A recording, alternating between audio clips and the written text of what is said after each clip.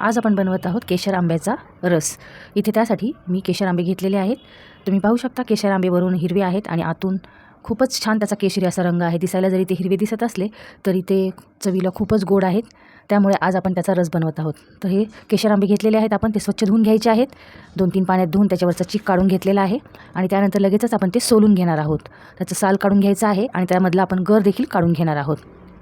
तर एका बाजूनी साल काढून घेतल्यानंतर संपूर्ण बाजूने आपण त्याचं पूर्ण साल काढून घेतलेला आहे, तो सोलून घेतलेला आहे आणि ते सर्व केशर आंबे सोलून झालेले आहेत। आता आपण सुरीच्या साहाय्याने त्यातील गर काढून घ्यायचा आहे। गर काढून घेतल्यानंतर आपण ते मिक्सरच्या जारमध्ये घालून त्याचा रस बनवणार आहोत।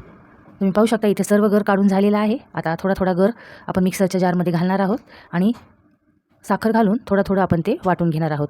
हा आंबा इतका गोड आहे की त्याला साखरेची देखील गरज नाही, पण तरी देखील आपण थोडीशी चव वाढवण्यासाठी त्यात साखर घालायची आहे। तर इथे थोडीशी साखर मी घातली होती, 2 ते 3 टीस्पूनच फक्त साखर घातलेली आहे आणि आपला इथे आमरस तयार झालेला आहे। थोडी वेलची पावडर आणि साखर घालून आपण रस हा व्यवस्थित मिक्सरच्या जारमध्ये वाटून घेतलेला आहे आणि इथे आपला तयार झालेला आहे मस्तपैकी आंब्याचा रस, किंवा आपण त्याला मँगो ज्यूस देखील म्हणू शकतो।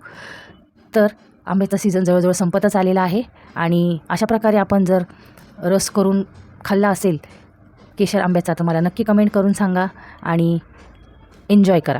थँक्यू।